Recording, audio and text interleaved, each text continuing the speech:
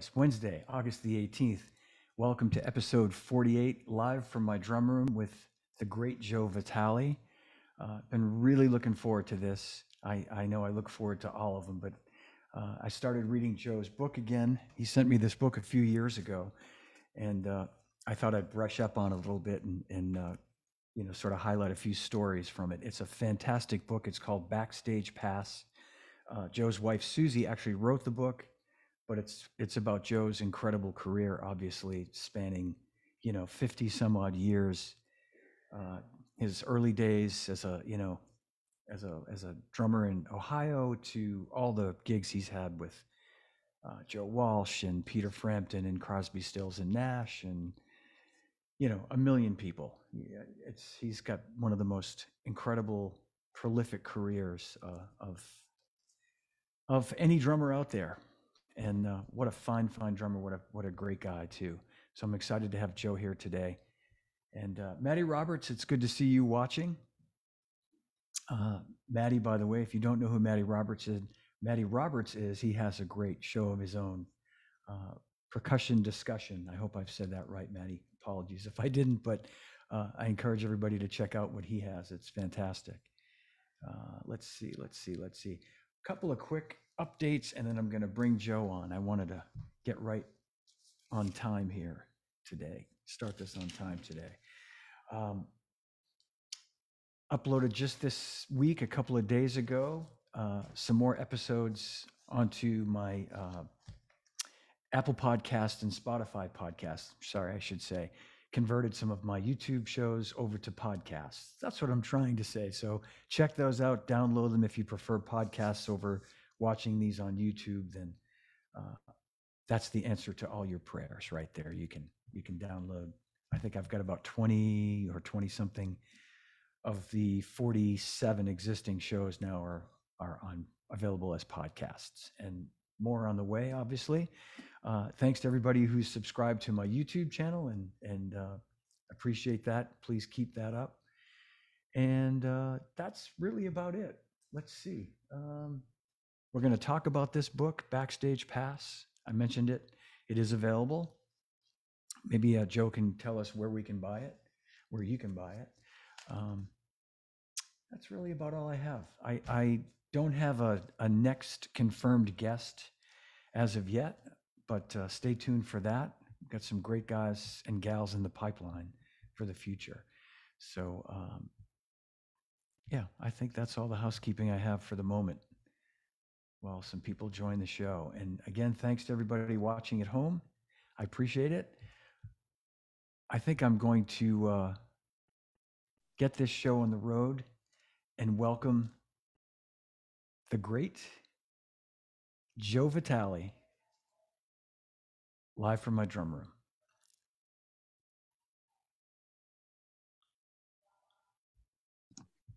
There we go. There. All right. I had to click on got it. Fantastic. Good to see you, Joe. Hey, John. Good to be here, man. Thanks for being here, buddy. I was just kind of talking about the book a little bit, just saying, we'll talk about this as we go today. And at some point, if I forget, please, or maybe you can even say now where people can buy this. Is there a website where they could buy this book? Yes, it's actually my website. It's the best deal in town. There's a lot of places to buy them, but they're too much on those sites. Go to my site. It's the best deal, and we sign them and everything. So my website is www.joevitaleondrums.com. Great. Okay. And we sell the books there, signed, and we also throw in some CDs for free. Oh man, fantastic! Yeah, it's a good deal. It's a good deal. Better. Amazon won't do that. No, they won't. No, you don't get free anything. Not even shipping. That's right. Well, that's good. And at the end of this, I'll make sure I'll find your website and I'll paste the link. Okay, thanks. Appreciate it. Yeah, you bet. Thank you for doing this, man. I'm going to geek out a lot today because I love your playing so much, and even though I don't know you well, I feel like I know you. I've known you forever because of all the mutual friends we have, and your playing and your personality, the way it comes through the music it's it's beautiful. Well, I appreciate that, and I think I kind of know you too, and we've only run into each other a few times, but Facebook has really helped a lot, with getting to know people. You read their comments and you see where they're at and different things they're involved with and doing and all that. And I'm so glad to be here with you today because I've been watching these podcasts are great that you do, and Oh, thanks, I've learned a lot from all the drummers, and it's just really enjoyable and glad to be here, man. thank you, thank you. I was thinking about that, and I was thinking about how you wouldn't remember this. The first time I met you in person, and it's you talk about that particular tour, this particular tour in the book, was the Glenn Fry Joe Walsh tour in Right. '93 in Boston at a place called Great Woods, and my friend Marty Farah, our friend, mutual friend Marty Farah, Marty, was playing sure. with, yeah, with Glenn, and I remember coming out, and I knew who you were, and I was excited, and he introduced me to you, and you were really nice. I just remember you being really kind of laid back, and not that I expected anything different, but hey, nice to meet you, and you played great drums that night, and you played great keyboards as well. I remember on Right. uh, Yeah, that that tour. I did several things on that. It's called job security, John. Can you play this? Sure. When I was in high school, all I wanted after seeing the Beatles, all I wanted to do was be in a rock and roll band. I mean, that's all I wanted to do. And there's a rock and roll band at my high school, and we just saw the Beatles. I'm crazy about rock and roll. Anyway, long story short, so the band needed a player, right? And the guy that was the leader, his brother was the drummer. So I thought, oh man, but they needed a bass player. So they said, do you play bass? I never had a bass in my hand, right? And they said, do you play bass? I said, yeah, I play bass because there's no way I wasn't going to be in a rock and roll band, And Uh, and so my brother was a fantastic bass player, actually. And so I asked him to show me a few things, and he was laughing at me. You're not going to play bass, are you? Right? I said, yeah, I'm going to play bass, but um, no, I never wanted to be there's too many fabulous bass players out in the world, but uh, jobs. I play keyboards because I write a lot, and my father was a keyboard player, and so yeah. he insisted that you play the drums, but he insisted on learning piano, and God bless him for it. And I write a lot, so um, so I play a lot of keyboards, and I mean, you just it's become more than a hobby. It used to be a hobby, but now I really get into it. I really have fun playing them. That's great, man. Well, God bless your dad too for, um, you know, we need that as kids because, like you say, you wanted to be in the Beatles. We all just wanted to play drums as kids, and your dad pointed you down a road that really, you know, paid you back in big dividends down, later on, obviously, and getting the fundamentals of reading music and all the things that you did at a young age really It's they look really like they paid helpful. off. It's Yeah, really helpful because even when you're in the studio, even if you know a little bit about chord structure and keys and different things, it's really helpful when the musicians, the keyboard player, the guitar player, whoever are discussing that sort of stuff because you kind of don't feel left out in the dark. You kind of know what yeah, they're talking about, and the more confident you get in that, you may even dare to make some suggestions musically. They don't want to hear from the drummer, right. you don't know anything about chords. So anyway, no, my father, God bless him, he really pushed that on me. He said, no, no, no, you play the drums, and you that's your instrument, but you should learn keys. And to this day, I'm so thankful for that. Yeah, and so from there, I know you play flute also. It's something you picked up just having Just picked it. I yeah, loved, I loved Traffic, and I loved Jethro Tull. yeah, And I never wanted to. I didn't, you know, even think I was going to play. I wanted to pick it up and fool with it because I just loved it. And I learned enough to play a few things, but that's really not my axe. I can play a little bit, but Yeah. I'm nowhere near a flute player. Well, I'll bet you that's you being a humble guy that you are, but obviously you've made records where you've played flute or Yeah, you've played, yeah. So I did. there's, But yeah. it was, there's a narrow window that I can play flute in. And if you get the right key and the right this and that and the other, I'm good, but outside that window, no. Well, that's cool. And I was thinking, I first became aware of your playing. We all did, all of us that are, old enough to remember Rocky Mountain Way, which is almost 50 years ago. You recorded that. Was it 72 or 73. three? 73. 73. Yeah, man, amazing. And I'm not just saying this, Joe, but looking at you, I look at you, and it seems impossible that you could have made a record 50 years ago. Well, It's a good well, Italian I guess, blood. but I tell you what, I can't believe how time is, just flew right by. But we're all, there's a lot of guys that were making records in the 70s that are, man, they're still out there. They're still making records. I mean, Sure. there's so many guys out there that like look at Ringo. Jeez. I And know. he's fabulous live, right? Yeah. Crosby just turned 80. I mean, there's so many out there, and I I didn't guess realize. Yeah. if your health allows it, and you have the energy and still the love to do it, why not? Yeah. Yeah. Yeah. No, I agree. But I, 50 I years is a long time to think about. it is. I mean, when you stop and think about that song and how, to me that song was such a unique, different song, from anything that I remember at that time. There was some great music being made at that time. But reading the book and reading how that all came together and it's so cool that you all the whole band got a co-writing credit as well, which I Yeah. thought was really, really cool. That's Yeah, it was actually meant to be a not a throwaway because Joe Walsh never did any throwaways, but it was kind of a last song. And Joe, long story short, when Joe loved Dwayne Allman, his yeah, slide playing on it, and Joe fooled around with slide a little bit, but when Dwayne died, he really picked it up and really wanted to be the next slide player, in honor of Dwayne, actually. And he got real good real fast because he's a great guitar player. He got amazing. really Yeah, good real fast because I've heard slide at beginning, it's a little rough and it takes a while to learn that, but he got it real good. And so our producer, Bill Simzik, for that record, he said, Joe, you're getting pretty good on that slide. Why don't we do a song with slide that features slide guitar? I said, heck yeah, let's do that.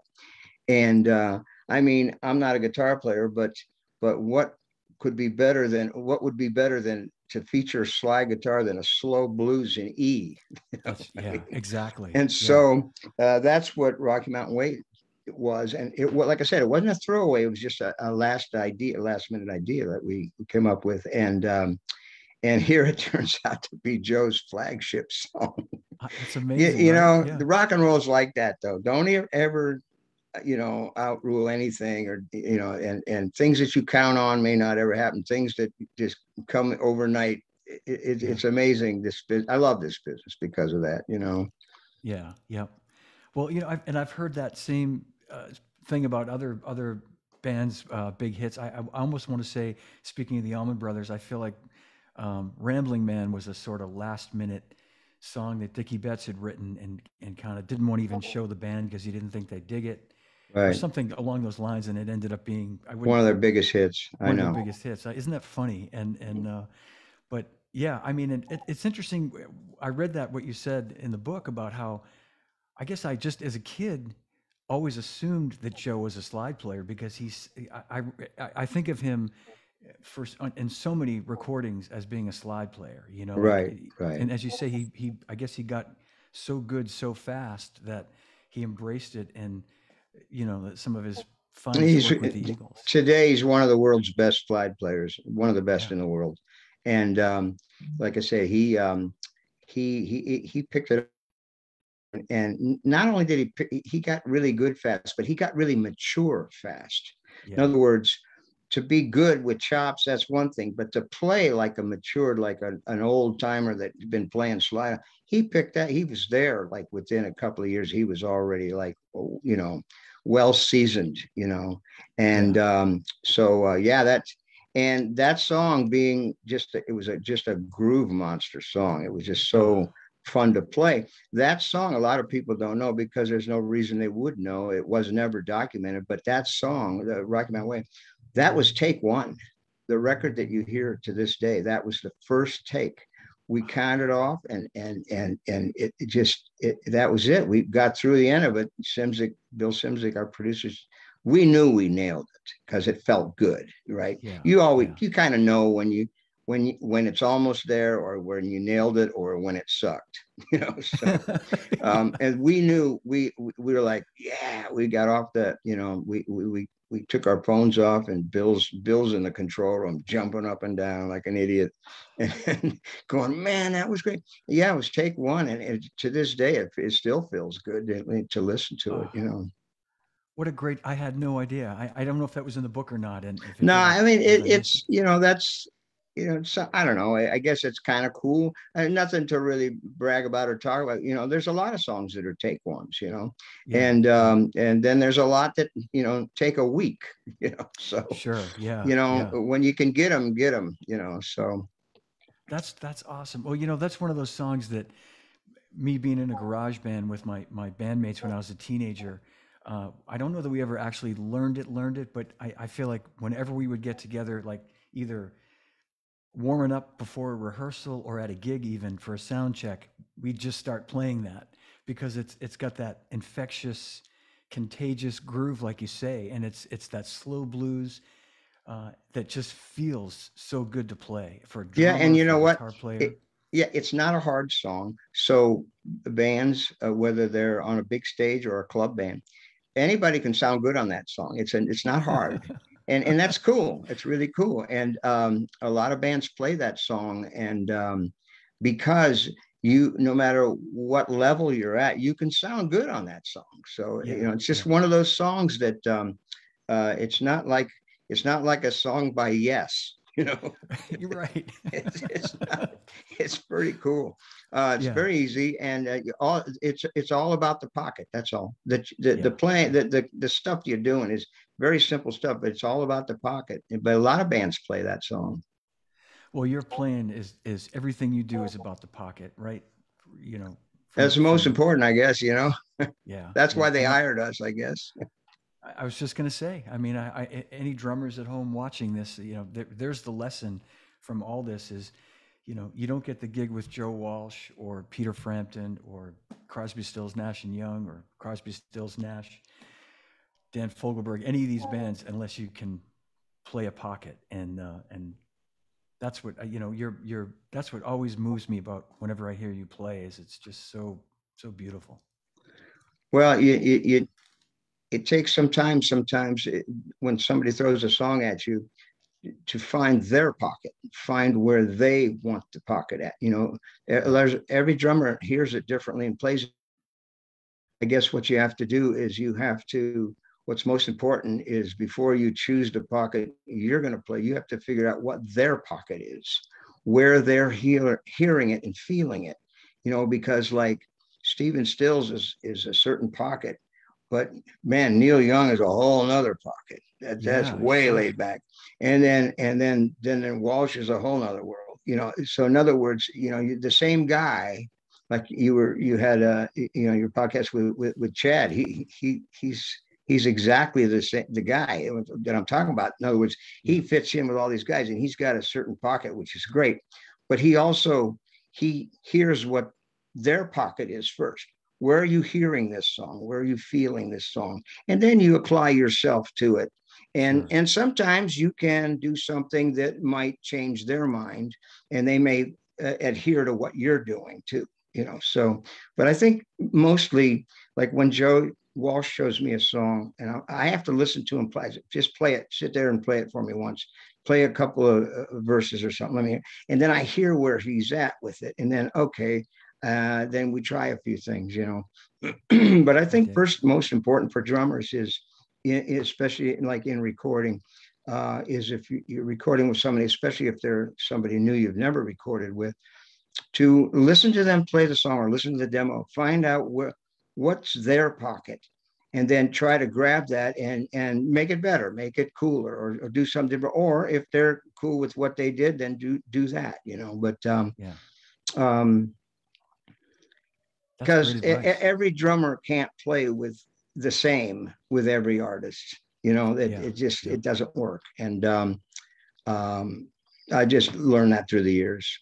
That's I don't know that I've ever heard anybody really explain it like that, but it makes perfect sense. You're right. I mean, you really can't adapt the same way with Right, three or four or five different people. So right. The way yeah. I play with Joe Walsh, I never played that way with Crosby, Stills, and Nash.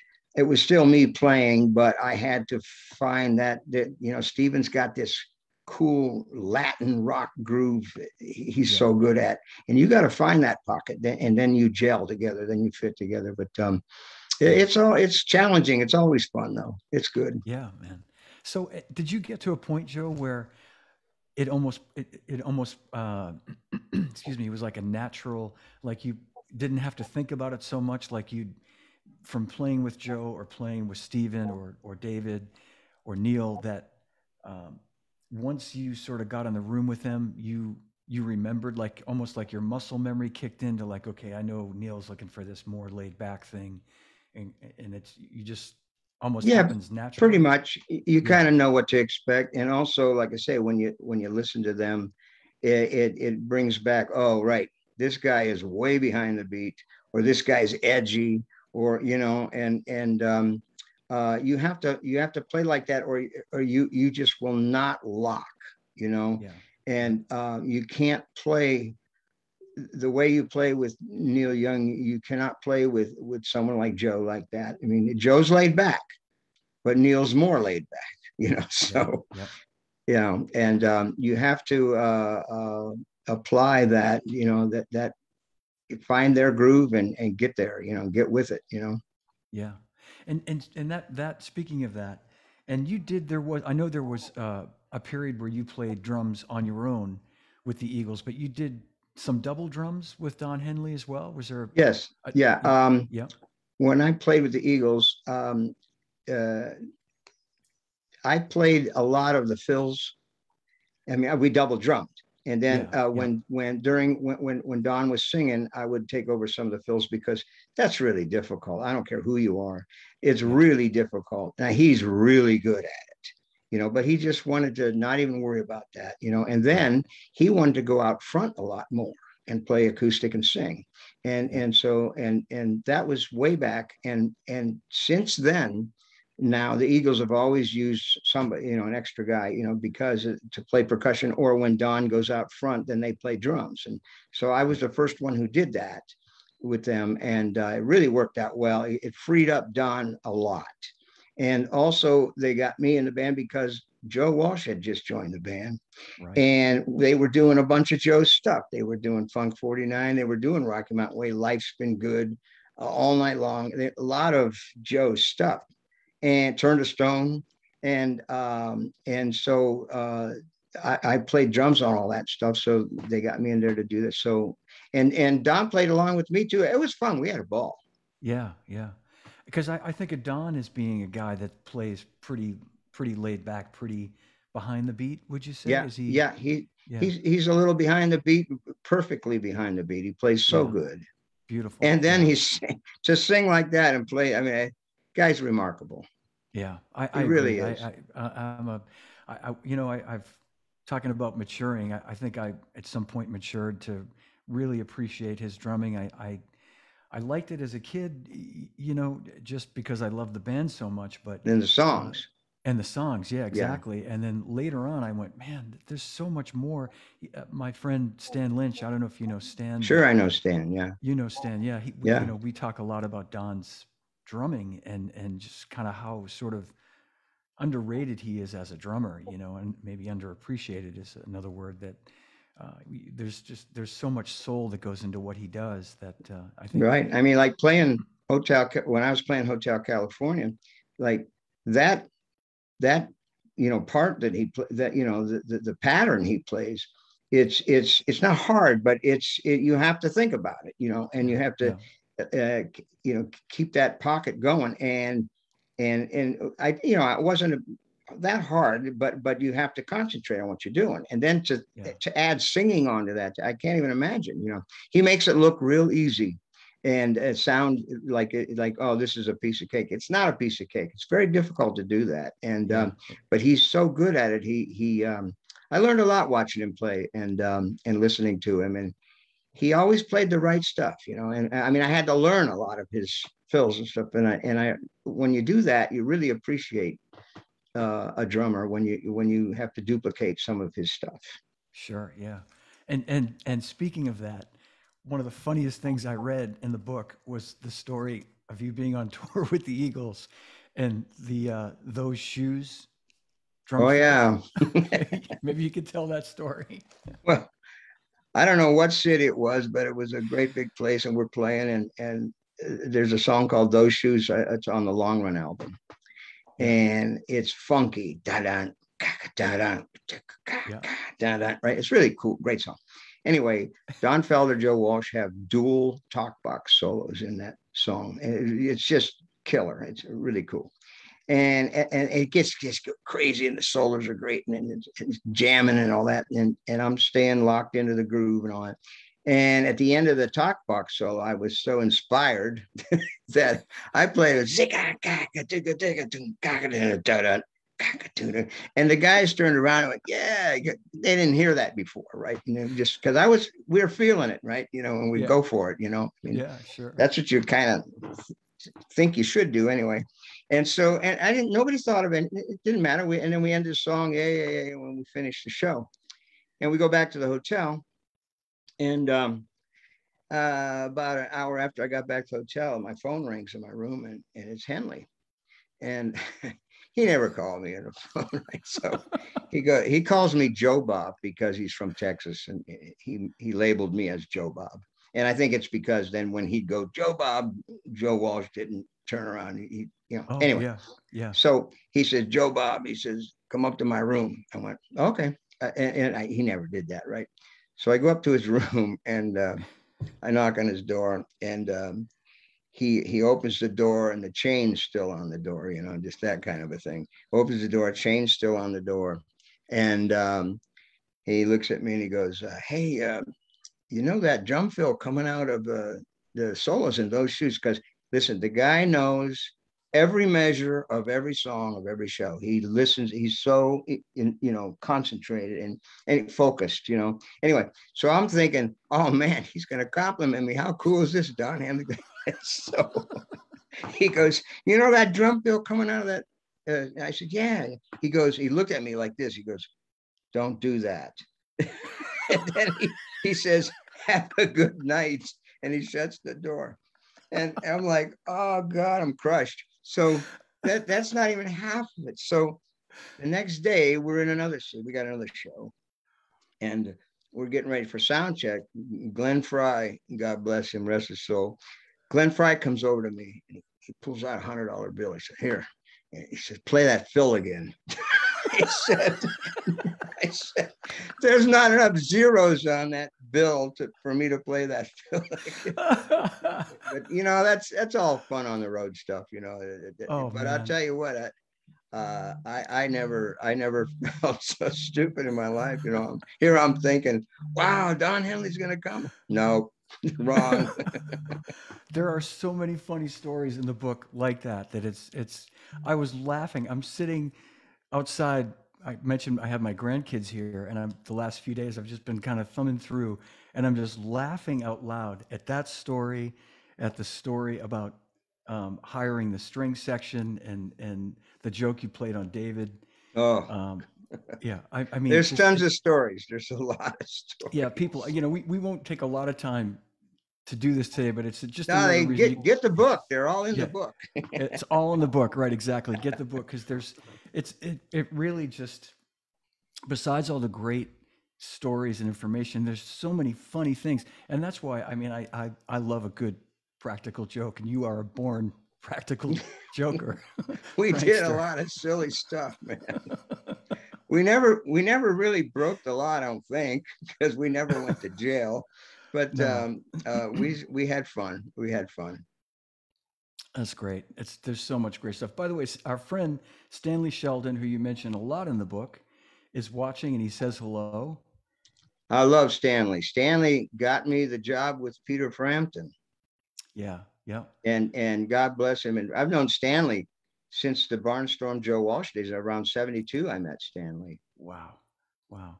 Maybe you Yeah, could talk a little bit about playing with Stanley with Peter during that. That was as you say in the book. I mean, that was he was at the top of the world at I that time when you I got that knew in. Peter Frampton was big. Of course, who didn't? But until you're there at the gig and you look out and whatever. I mean, I had no idea. He was. I thought he was a superstar, but it was nothing compared to actually seeing. He was huge, and we were Yeah, playing stadiums and stuff. And Stanley called and said, we're going to change drummers. Are you interested in doing the gig? I said, yeah. Are you kidding? It was one of the biggest tours of all time. And yeah, so a lot has changed since those days. We didn't have internet. We didn't have YouTube. We didn't have Zoom like this. We didn't have anything. We had, yeah. special delivery mail, and telegrams, and so and we're not that old, but so they mailed me a cassette of the set of the show, and I'm listening. I had 2 days to woodshed this thing, and I had to. I spent 20 hours a day woodshedding this stuff, and I showed up at the first gig. Was I'll never forget it. Freaked me out.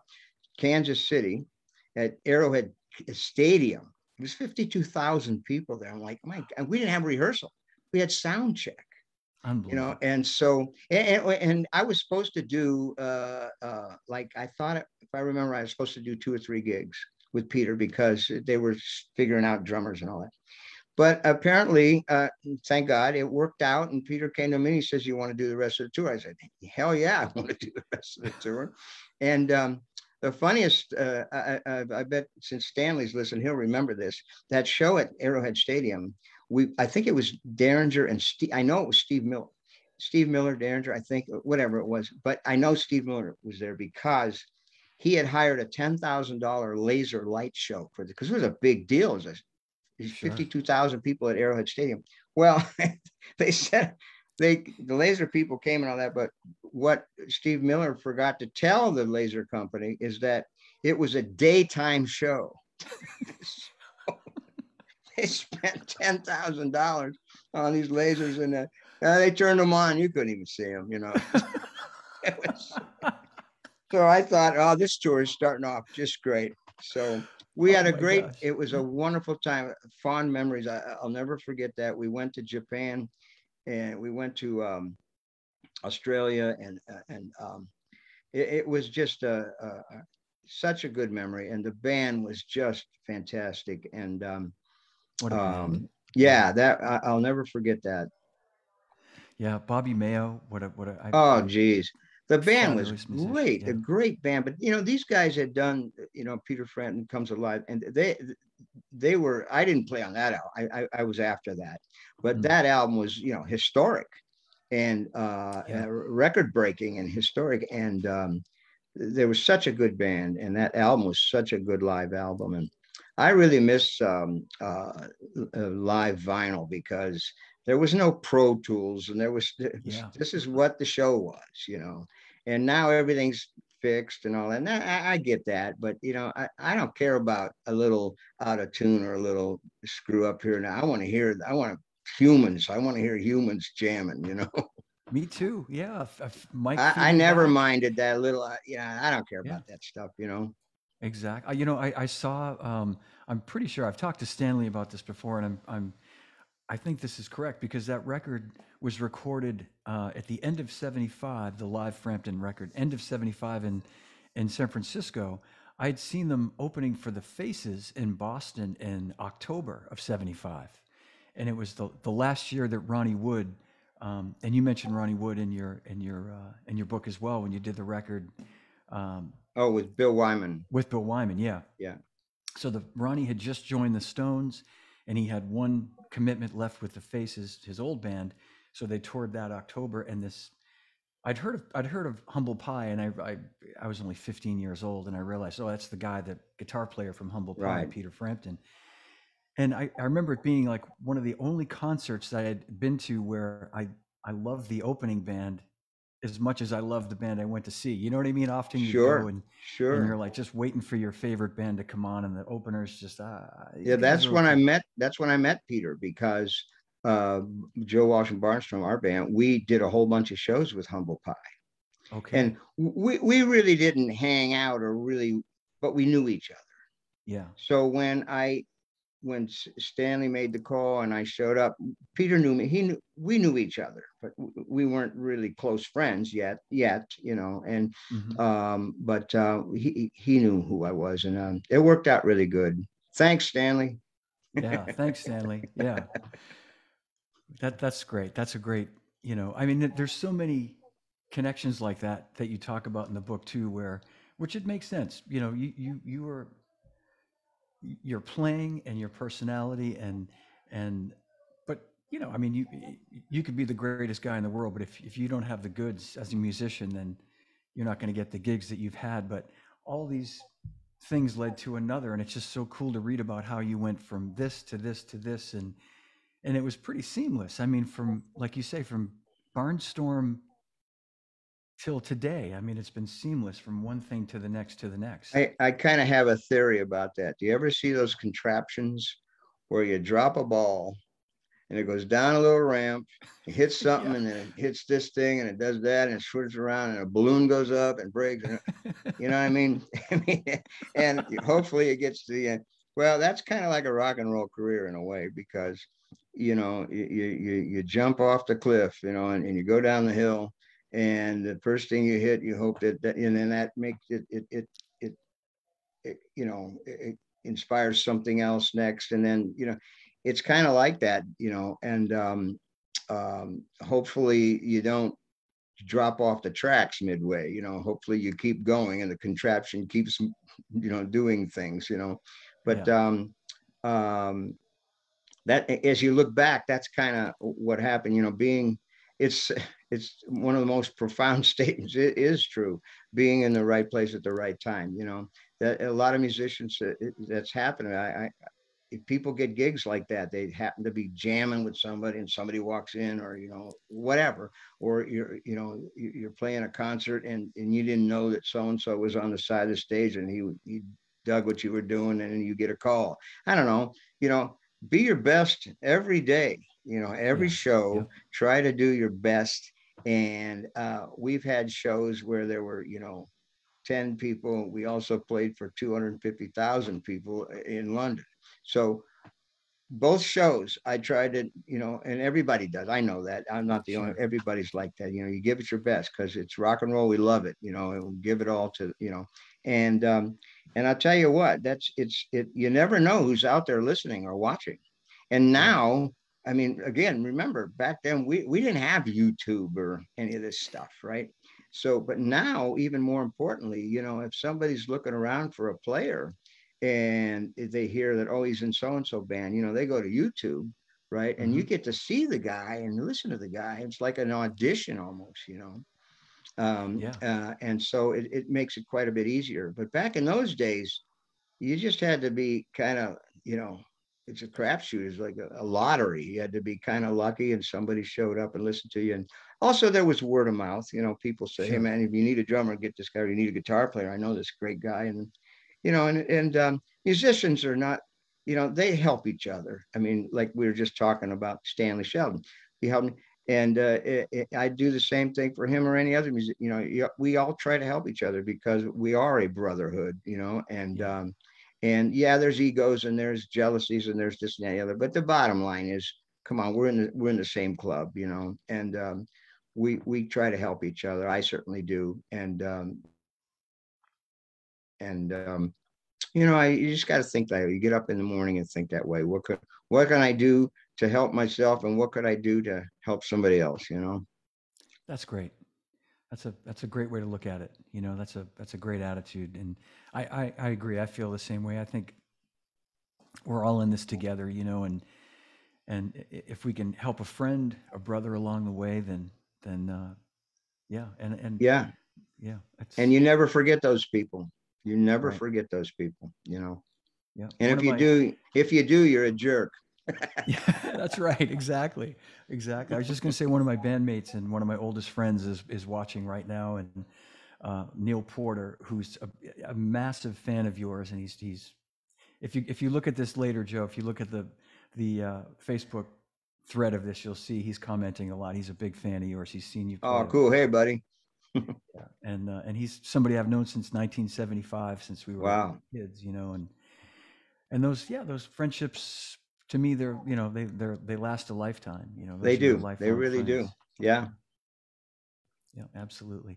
Well, talking about lifelong friendships, it's so cool that I don't know if I mentioned this. You and I talked about it offline, but talking about Joe's book, how cool is it to have Crosby, Stills, and Nash write the foreword for your book? Um, that that's worth the price of the book right there. I think just to read what they wrote. It's Stephen Stills especially is pretty. I loved what Yeah, he's pretty good with a pen, man. he sure He's is. really Yeah. smart. He's good, but And those guys were very sweet of them to do the forward of the book. And Graham, he when I asked the three guys, Graham said, "Oh yeah, give me something to write on," you know, and he immediately jumped into it, right? And I said, "Stephen, you get that done yet?" And he goes, "Oh, I'll get to it tonight." And and and he did eventually. You know, it was fine. And Crosby took the longest because you know I kept saying, David, I got to get this into the publisher, man. What's up, man? He goes, oh yeah. Oh, I'm sorry, man. I'll do it tonight. And I had to knock on his door, man. Hey, here's a pen and a pencil. Write the damn forward. I'm going to stand in your room until you do Yeah. it. Yeah. No, he was cool though, man. He was cool. He's Yeah. all of them were very sweet, very humbling for them to do that. I tell you, man, it's that says so much about you to have, you know, and I don't mean to to make them seem holier than thou because they're certainly not that, but for Hey, them to, they're iconic stars, man. yeah, No matter and how it you look shows at you, it. yeah, exactly, and how they feel about you. It's just such an amazing reflection on that, and one of my I tell you this every time I talk to you, one of my absolute favorite songs in the world is Southern Cross, and your playing on that song is just you know, I probably listen to that song if not every day, at least 5 days a week. I have it in a bunch of my different playlists when I go running. You know, whether it's whatever different kind of mood I'm in, and I'll hit this playlist. But that song is on every one of them, and Yeah, it came out really well. I'm so happy with that song. It was such a pleasure to record that because it was like I think it was like a couple, maybe one or two takes, or a couple, two, three takes. We had been playing it live, see, yeah, and that's yep, really important for bands out there. If you're listening, if you're going to record a song, play it live for two reasons. One, you learn the song. And right, secondly, you kind of see what the audience is. You kind of see what the response is, both visually and did they applaud at the end? You know, if it's yeah, silent, maybe I think about writing another song, you know.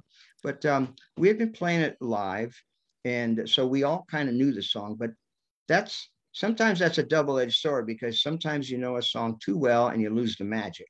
Well, we yeah, didn't on that song. We got in the studio and when you put the phones on, it sounded so good in the phones because we had been used to hearing it live, which is, you know, it doesn't always sound, you know, the hi-fi and, you know, sure, and so we put the phones on and it sounded so good that we just got into it and the instrumentation on it was just perfect and I was Joe Lala on the late Joe Lala on percussion and yeah, it was just one of those brilliant Stephen Stills pieces and the vocals were you know ridiculous and but it did and it's really still to this day it's fun to hear that I love That was Stanley. I'm sorry, I can't. Anyway, the engineer who mixed the snare sound on that song is so fat and big, and just the Yeah. right amount of verb, and he really nailed it. You know, Stanley Johnson. I'm sorry, I'm Stanley thinking Johnson. of too Yeah. many things. Stanley Johnson, and he he made the snares on that song sound so good, and it's really important on that song for that backbeat to be the way it sounded, Yeah. Yeah. and it was just one of those ones that came, it's magical, you know, it just came out really great, and it was one of their biggest hits. It is magical. You know, I could spend the whole day talking about that because I've just like you did, I've broken it down in my head a million times. Just like the as you say that the backbeat, and if the snare was tuned too high, it wouldn't have filled it the way Right. it fills it. You know, That was and a Black Beauty. It was a ah, 6.5 Black Beauty, man. I still have the drum, by the way. I'm not getting rid of that drum. I'll bet. Yeah, Yeah, it that's a was a six yeah. and a half Black Beauty, and it just perfect snare for that song. And what you play on the hi hat, the 16th note 16th, shuffle. yeah. Yeah, Yeah. it's and it's there. I mean, any drummer watching this at home knows that to play those 16th notes the way you do with the evenness. I mean, it's just it's obviously it's a human playing. He said it sounds it's you, but it sounds so perfect, but not like a machine. Do you know what I mean? It Right. I just understand. I understand. it's Well, just you know, you're as good as the people you're playing with too. You know, I mean, Steven Stills on an acoustic guitar. Forget about it. There's none better. He's like one of the best acoustic guitar players, and his pocket is. He doesn't even need a drummer. His pocket is so good. wow. And when you hear that in the phones, you know, and you got Joey Lala, I mean, it was a pleasure recording that song because it sounded so good in the phones, and that's so important when you're making records that you know that you're hearing something in the phones that you kind of forget that it's you playing. You kind of end up listening. It's like Yeah, that's yeah. kind of dangerous sometimes, but when it sounds that good and you're the one doing it, you get inspired to, you know, and that was just one of those recordings. One of my probably top five recordings of favorites of mine Oh, that I loved. It came out so good, and we were all so happy with it. You know. oh, I'm so glad to hear that, Joe. I Oh because yeah, no, I yeah, love that song, and what was really cool for I played with CSN off and on for about 35 years, yeah, and we recorded that I think in '81, and so for a good 25 years we got to play that every night, and I had just as much fun every night for 25 years as I did when we recorded, because it was like when you're looking at your set list, it's like, all right, Southern Cross, because it's such a fun pocket to play, yeah, and the yeah, guys did it so well. We played it for years and years, and it always obviously went over well because it was a big hit. But sure. yeah, I love playing that song. So can I just ask? So it was it written on the road? Then did Steven write it while you guys were on tour I don't initially? remember really when he wrote it. Probably, you know, he'd always had an acoustic in his hotel room, and he Yeah, probably messed around with that. I really don't know the origin of when it was written, and all that, but he did show it to us at a sound check one day, one sound check some time ago, and we said, "Oh, that's really a cool song." And then we start, and at the next sound check, we played it again and all that, and we practiced it at sound checks to the point where, okay, guys, you want to do it live tonight? And we said, "Yeah, let's do it live." And see, like I was saying earlier, when you're deciding what to put on a record, we played it that night. Nobody had ever heard it.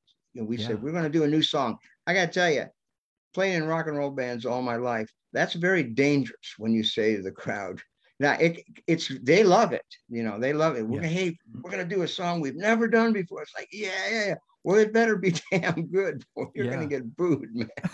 And so, you know, that's really it's a double-edged sword, you know. And so Steven said, we've been messing with this. We're gonna try a new song tonight, and people responded very positively, you know, positive, Yeah. and it sounded so good. They roared.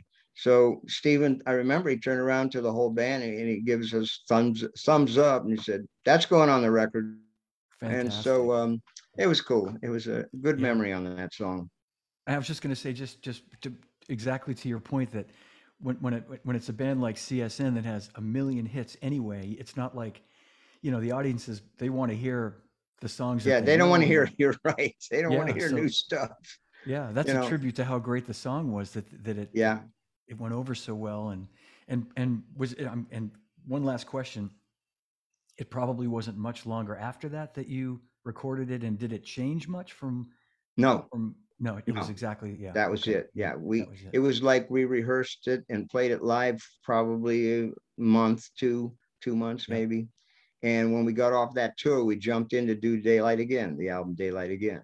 yeah, And yeah, but that's the only song from Daylight Again that we were doing live, pre-recording, I before see, we yep. recorded. So it just, because it's a great way to do it, because you iron out all the wrinkles.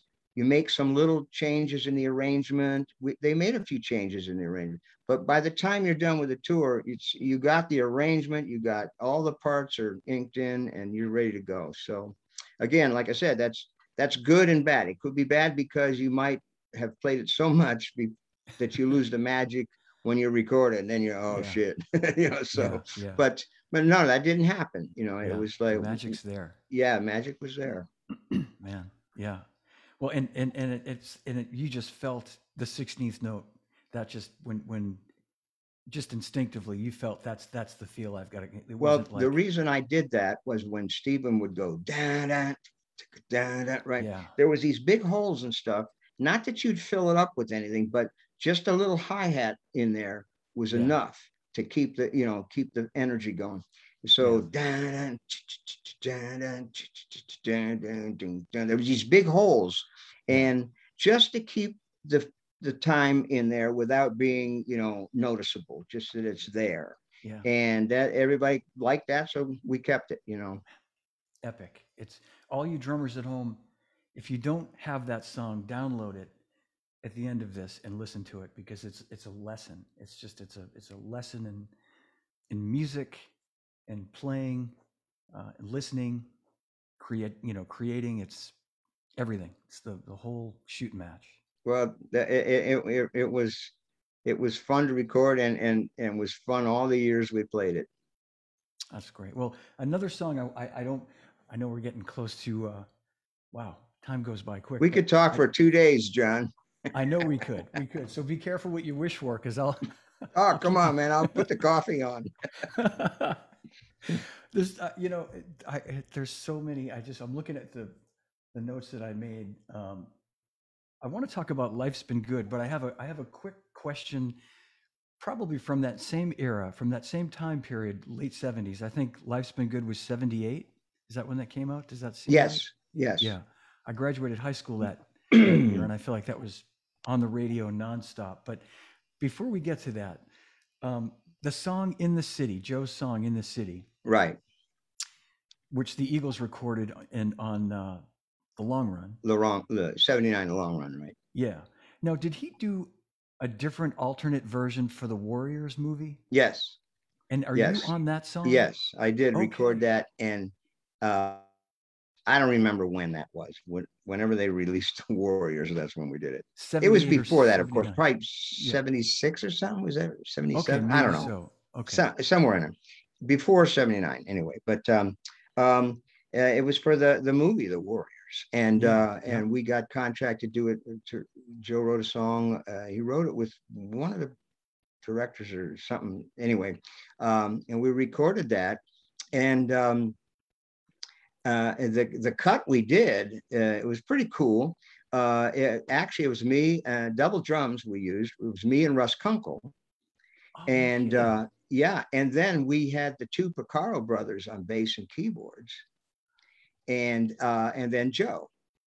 Yep. And the other writer was Barry, somebody, and excuse me, I can't remember his name, but Barry had something to do with the movie, but he was the other writer on it. Anyway, and it was really cool. The only thing is, um, uh, they just trashed the mix, because I'm sorry, movie people should not Yeah. always be the guys that mix stuff, because Yeah. they don't do that anymore, of course. But this was a long time ago, and I don't know, maybe it was budget restrictions. I don't know what it was, but somebody at the movie people mixed it, and it was not a good mix.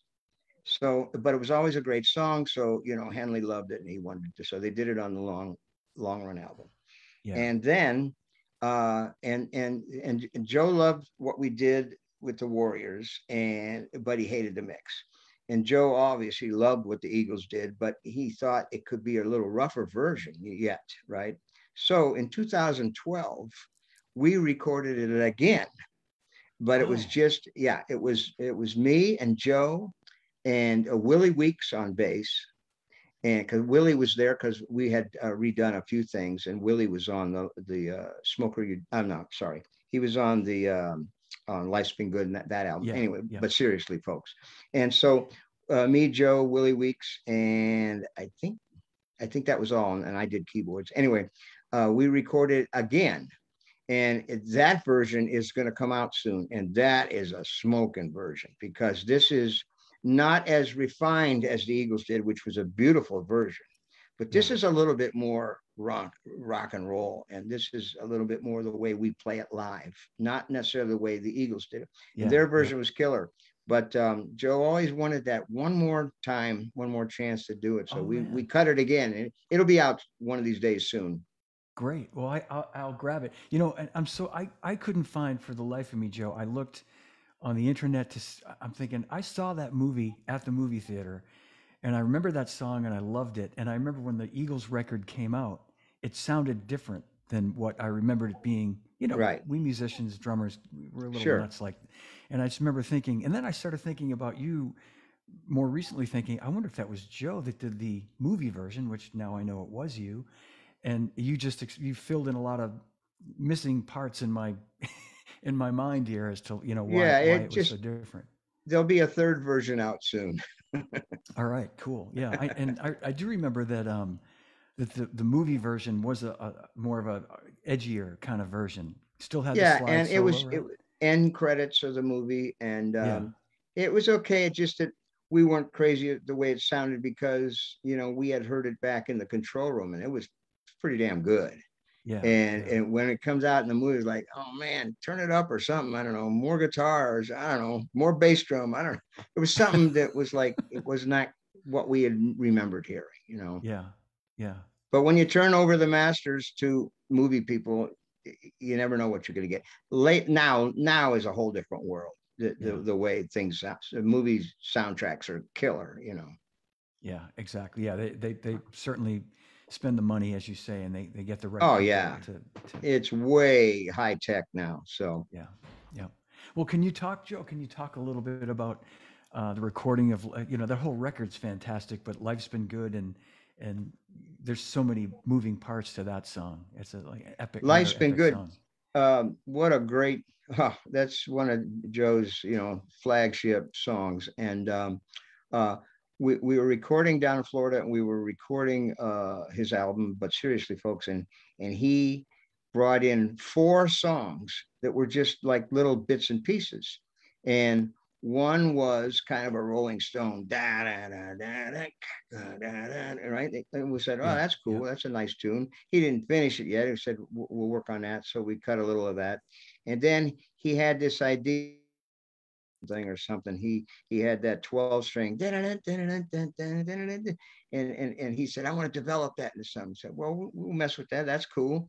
And then he had this, he loves reggae. Joe loves reggae. So he had this dun dun dun dun right. And so we go, oh, this is fun. This is cool. And so we cut a little of that. And then he had this sequencer idea that me and him had been working on, that that weird sequencer. So we cut all this stuff, uh, and we none of it was finished. It was just 4 pieces of ideas and jamming and stuff like that. And so there was no lyrics done, or nothing was done. So it was like Friday, and Simzik sent us home and back to the hotel, and he said, I'll see you all on Monday. And we got there on Monday around noon, and Bill Simzik said, sit down, in the control room. He said, sit down. And he put together Life's Been Good, the whole piece. And it was brilliantly edited to where it actually sounds like that's the way we recorded it. right? And Yeah.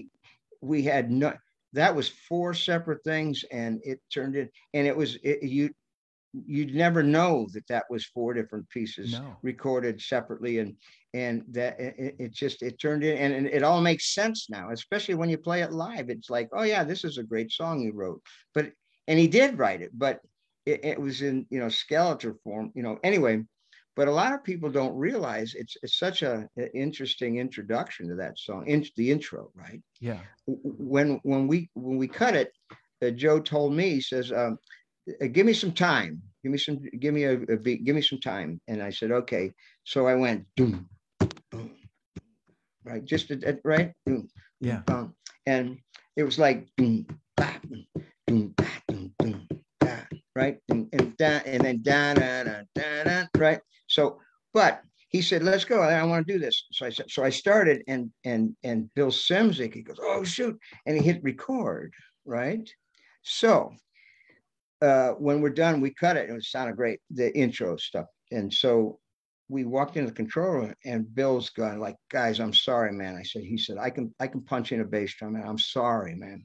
He said, you guys didn't give me any signal. You just started playing. I hit record as quick as I could. And so what it was when he hit play, you heard this, you heard snare, because he missed Yeah. the foot, Yeah. right? So it goes bap, doom, doom, doom, bap, doom.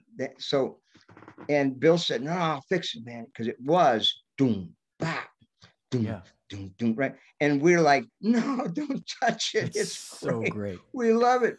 It was one of those just flukes, man, that like Wow. it was, that's a magical moment, Oh, because we didn't, it wasn't that we were brilliant or anything. We didn't do that. We played it the other way, right? And those kind of moments, man, you cannot, those are like cherished. You don't mess with those. Those are sacred. yeah. And to this day, I love big arena going back, doom, doom, doom. It's like, Yeah. but and some of the musicians in the band, sometimes they go, hey Joe, can you count that off first? I go, no, I'm not going to count it off. It'll screw me up. They go, give me a one, but I could, no, no, I can't do that. I said, I Yeah. have to No. play it like I've heard it for 40 years. Right. And so it was, I loved that story because it was so real that that's the way it went down. It was one of those brilliant mistakes, and we didn't make a mistake. And really, Bill didn't make a mistake. He wasn't ready. He hit record, and I just think it was so cool. And the idea of him adding a bass drum to that, it's like, no, no, no, no, No, you're I not going to know. do that. No, leave it And that, alone.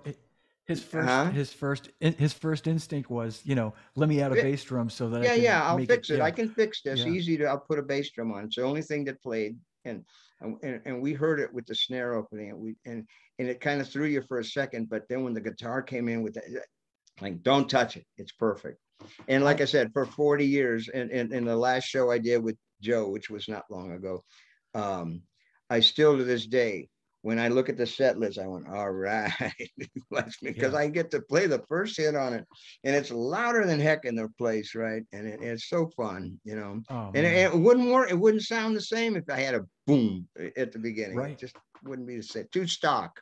It'd be What a too great stock. story. I had no idea. And that, when I'd hear that in the radio right from the beginning, I always thought, what a funky intro. It's just, it's so, Yeah. as a drummer, it's the opposite of what you'd expect. It's, Well, I'd like it's to not a, say that I was so brilliant to come up with that intro, but I was not. That was a mistake. oh man. Well, Bill certainly, he more than made up for it with his brilliant Oh, editing and production. I mean, it's just amazing. That song it's is, killer. yeah. And then when you guys, when you play it live, though, you play it like the record. You just have Oh yeah, learned all those. Yeah, like a suite. It's just like all those different. yeah.